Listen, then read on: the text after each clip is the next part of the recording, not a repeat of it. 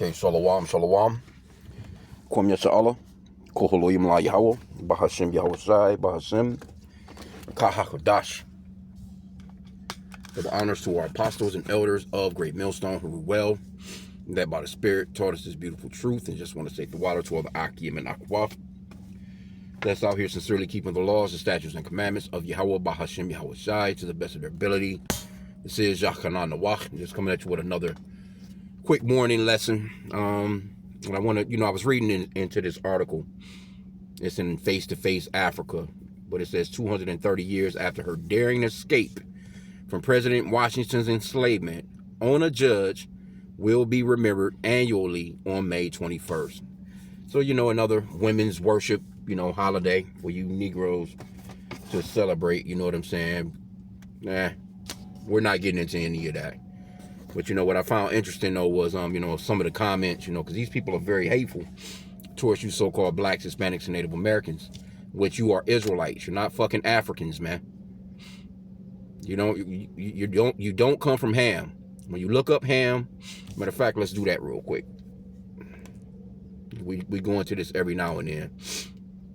Ham is the progenitor of the dark races, but not the Negroes. Let me put this in. Ham. Zondervan Bible Dictionary. See? And there's plenty of information on this. These people know that everyone with melanin is not the same people, but you doofy ass Americans, you don't look into anything. You just believe everything that your government tells you.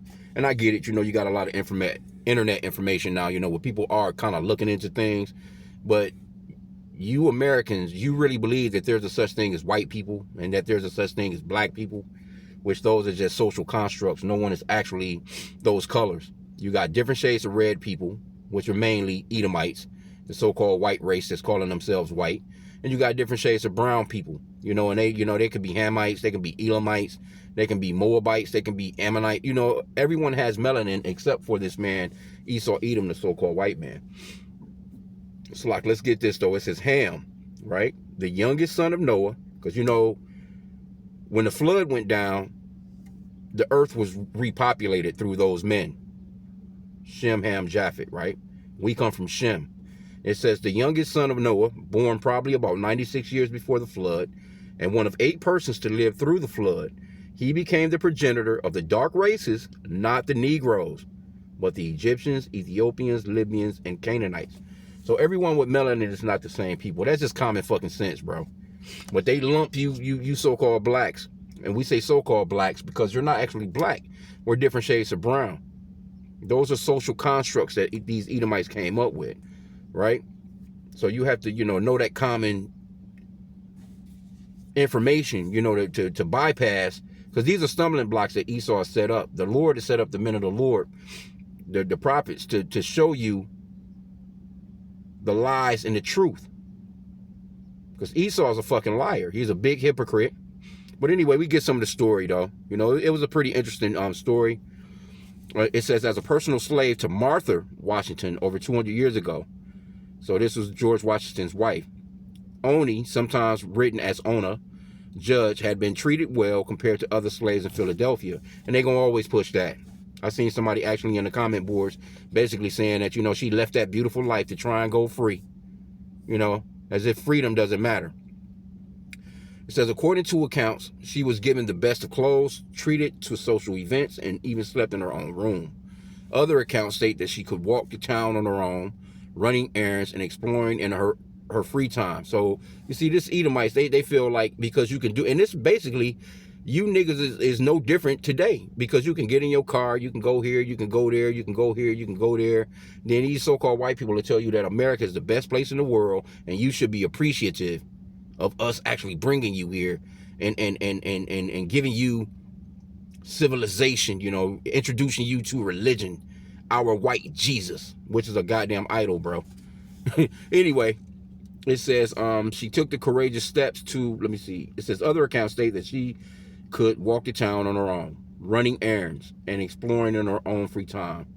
But knowing that the above was not worth her freedom, she took the courageous steps to escape from George Washington's house in Philadelphia, 1796, and fled to New Hampshire. Well, if it was so beautiful, why the fuck did she leave? These Edomites, they're trying to frame it like these people, you know. Come on, man. Ain't no telling what they was doing to that lady. Her escape shocked the first family, as they thought that she was treated well and wouldn't need to flee. See? Now, mind you, this is your president. This is you so-called white people's, your laws, your constitutions. And this motherfucker, he was breaking the law. He's going to go on to say it in the story. It says, though her courageous actions, she chose to defy the president of the United States when she was a young woman and secured her own freedom. Jed Levin, chief historian at Independence National Historical Park, was quoted by Philly Voice. Now, we know that Trump is trying to scrub all those museums, you know, of this type of information. And why are they doing that? Because shameful spewing is upon the act. Matter of fact, let's get that real quick. They're ashamed of their, you know, of their country's founding, so to speak. I say ride with it, shit. You know, you might as well. Hey, this is your kingdom. This is your kingdom, man. You should be, you know, prideful of what you've done. You used to be. This is Habakkuk 2:16. Let me see how it reads in the Amplified. It says, you will be filled with disgrace instead of honor. Now drink and expose your own nakedness. The cup of wrath in the Lord's right hand will come around to you, O destroyer, and utter disgrace will be on your own glory. Matter of fact, let me read it in the KJV. Thou art filled with shame for glory. See? They're shameful of their glory now. Drink thou also, and let thy foreskin be uncovered, because the Lord is revealing these people. That's 2 Thessalonians 2:3. A lot of information is starting to come out on Esau, and people are starting to see that this man is the problem in the planet. It says, the cup of the Lord's right hand shall be turned unto thee. And that's what we're seeing happening. And shameful spewing shall be on thy glory. See? So let's go back into the article, because they're ashamed of this of their history now. They used to be prideful of it. You know, you got these keyboard warriors. They go in there, they talk shit, but they ain't gonna, you know, you get to talking to them face to face. They don't want nothing to do with that. They don't want nothing to do with that, man. They tired of it. That's why they'll tell you it was long ago. Leave it alone. But here you go. You're about to celebrate your 250th anniversary of this bullshit. So if it was so long ago and you want us to just leave that history alone, why don't you just leave your 1776 alone? Why don't you leave your 4th of July alone? You know what I'm saying? But they're not going to do that because these people are hypocritical. Okay, it says, her escape shocked the first family as they thought that she was treated well and wouldn't need to flee. Through her own courageous actions. Okay, we read that part already. Judge, as one of 9 people enslaved by Washington during his presidency in Philadelphia, died several attempts from the first presidents to recapture her. So he was trying to run her down. Nearly 230 years later, a judge's daring action. Now, you know how many men went through this, but of course, you know, they give you that women worship. You know, here you go. You got, I think, what is this? I think it's Sunday. I think the Mother's Day holiday is Sunday. I think it is, if I'm not mistaken. You know, they want you to worship these women, man. I'm not mentioning Happy Mother's Day to no goddamn body. Fuck that, man. You know, it says nearly 230 years later, Judge's daring actions is officially being honored by the city of Philadelphia. Philadelphia City Council recently adopted a resolution introduced by council member Cindy Bass. There you go. Yes, some woman. She probably a nigga woman. You know, I ain't gonna even go off into it anyway though. But you know, cause they all about the woman. You know how many men, you know, so-called blacks, Hispanics, and Native American men that really got tortured? Cause see, you women, you've been, yeah, you was a part of slavery too. Don't get me wrong, but you didn't catch it as bad as the men.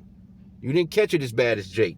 Jake was made an example of. You know, Jake was the one that was being tarred and feathered and tied to damn horses and ripped apart and being beaten to the, to damn near death. Jake was the ones that was doing all that hard ass work. You know, I get it. You would have to go to the fields and pick and do little shit like that. You know, you was doing laundry, doing some cooking, shit like that. I'm talking about the backs of Jake, though. So-called black men and you so-called black women, You have been a part of the process of destroying us ever since this going back to this time period. You've been down with helping this man destroy us. So anyway, that's why, man, we just waiting to get the fuck out of here. And you women, hey, you're gonna fall with this man, because he's falling. Okay, it says this comes as President Donald Trump's administration makes moves to rewrite Washington's role in upholding slavery in Philadelphia. See, they want to whitewash. They want to, they don't want to hear that shit no more. They don't want to, they want to teach your kids that they were never slaves. And if it was up to them and they had enough time, they would actually do that. Because they're the ones that's in control of the curriculum. They're the ones that's in control of the history that our children learn.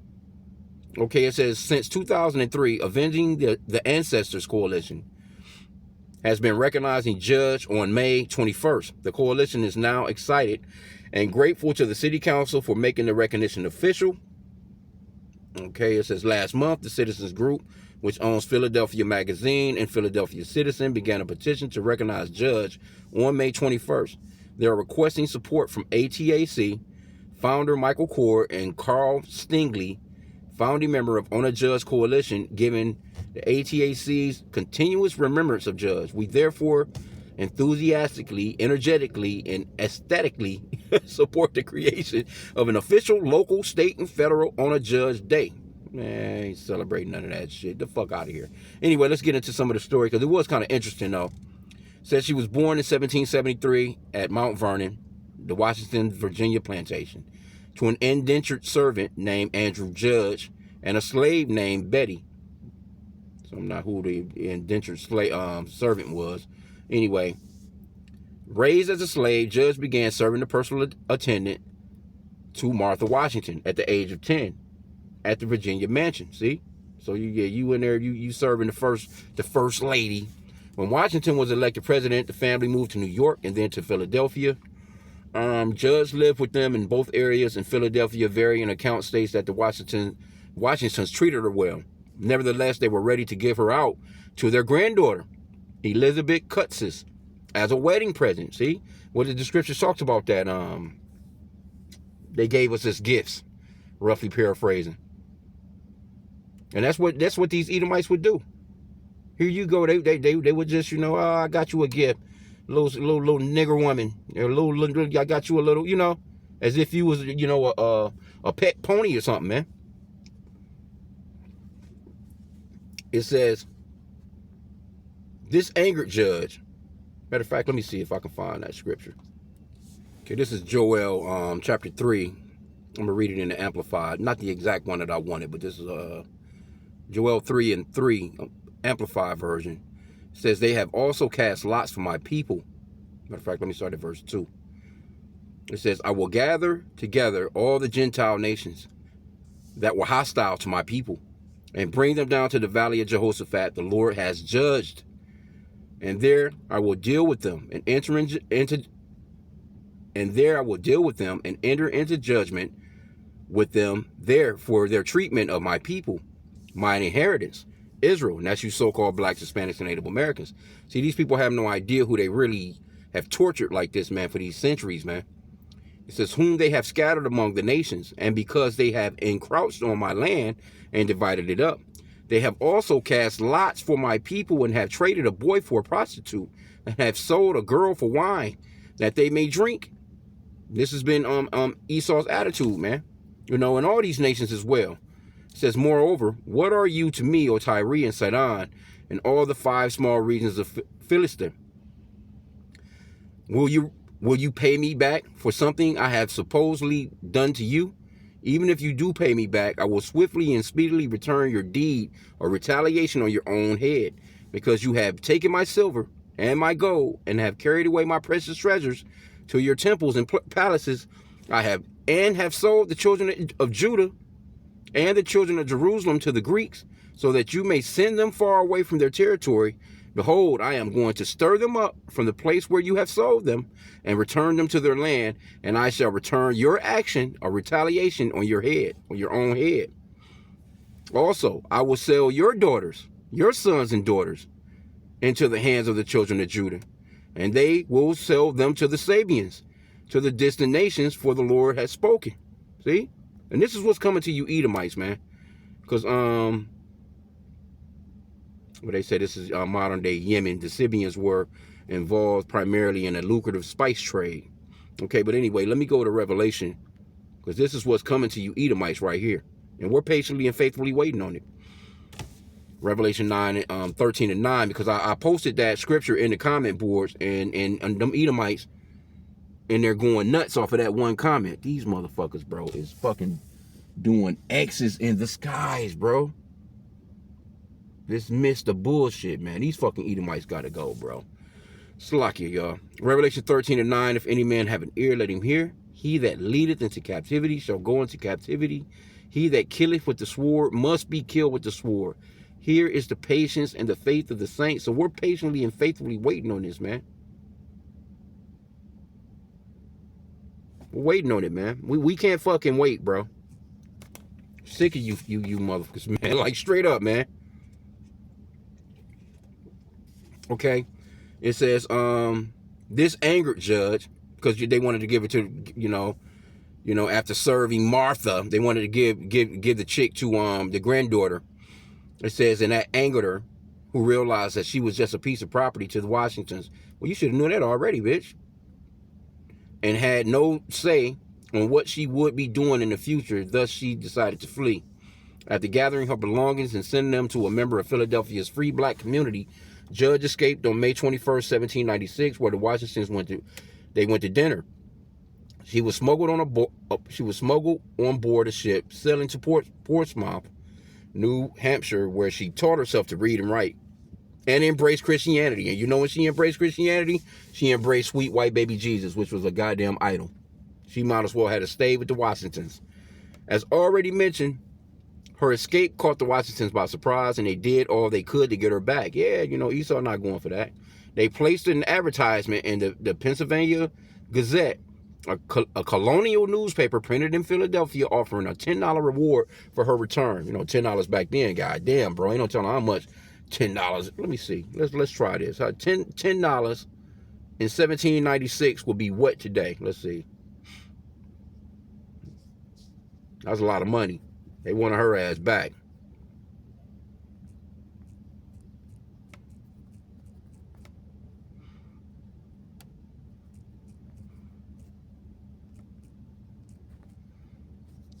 Let's see. Okay, so $10 back. No, hold on. That's not right.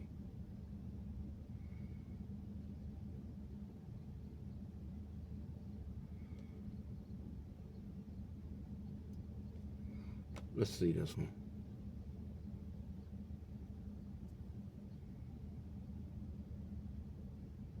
Well, let's look at him, but it's saying about $400. Still there, you know, but they wanted her ass back. Anyways, during the period before her escape, Pennsylvania was establishing a process to emancipate its slaves. Its 1780 Gradual Abolition Act stated that slaves held in Pennsylvania for more than 6 months could free themselves. But Washington deliberately, check this out, he broke the law. But Washington deliberately rotated his slaves while he was president, sending them back to Mount Vernon or New Jersey for a few days so they would remain enslaved. This was a complete violation of law and had denied Judge her freedom. So what's going on with these Edomites, man?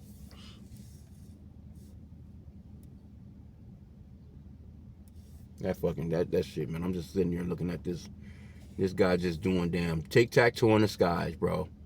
And it's just so evident now. They just don't even care. They just blatantly doing this shit. Anyway. Following her sudden disappearance and the search for her, Judge was found in New Hampshire by Elizabeth Langdon, a family friend of the Washingtons, who reported her location. President George Washington sent his men to get her back, violating the Fugitive Slave Act that required him to provide proof of ownership in front of a court before chasing her. Yep.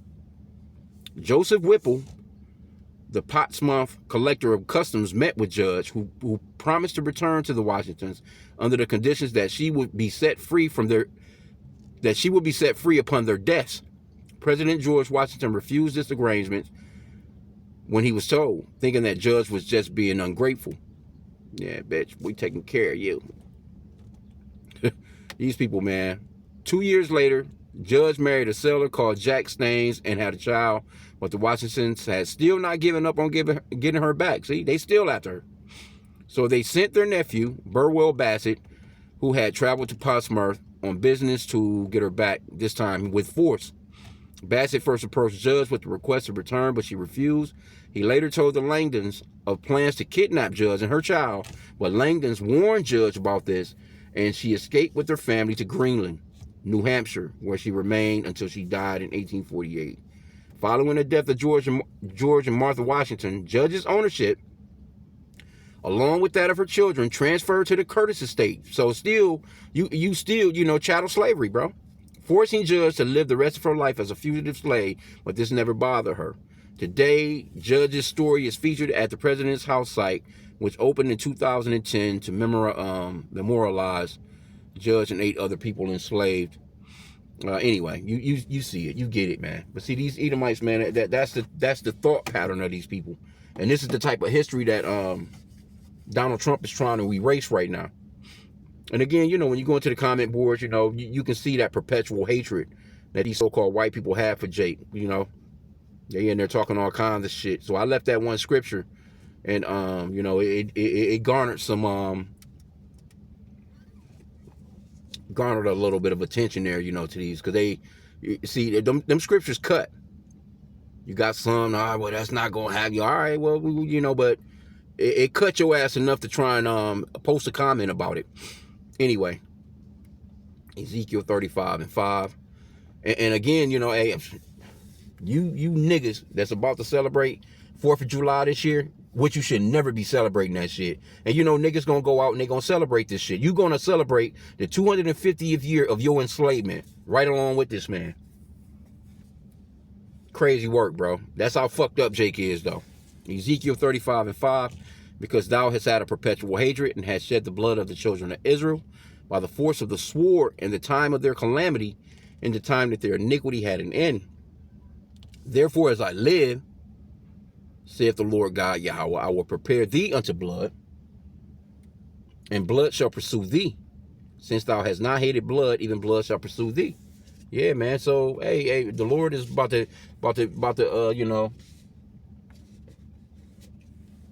turn your country into a bloody situation, man.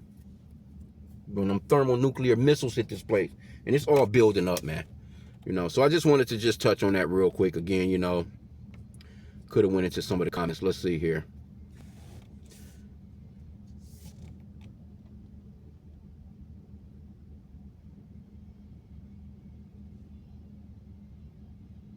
Yeah, so Thomas Jefferson. Yeah, that nigga had over 600 slaves, and they only freed 7 of them in his lifetime.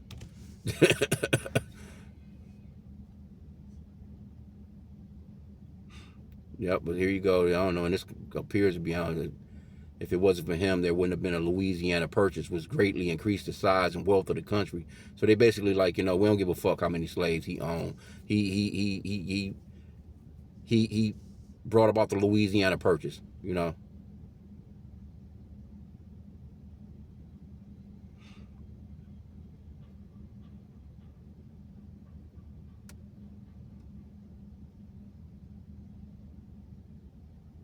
it's a lot going on.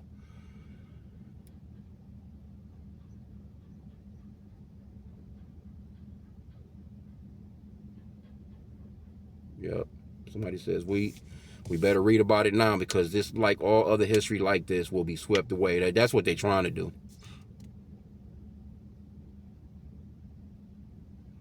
Yep. What's the slogan? Can't we all just move on? Yeah, that's the way they really think. They want you to just, forget about this shit.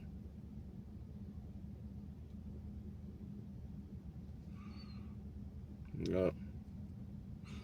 So when this is I posted on there. I posted that Revelation 13:10. He that leadeth into captivity shall go into captivity. And somebody says, if your holy book tells you how to treat your slaves, then your holy book is disqualified as a source for moral conduct. And then somebody replied, the holy scriptures also say, masters, know that you also have a master. You should try reading the words before you disqualify it. And somebody says, how many times has it been revised to fit someone else's narrative? Well, you so-called white people, you're the ones that, you whitewashed the images and gave us, your idolatrous white Jesus, man.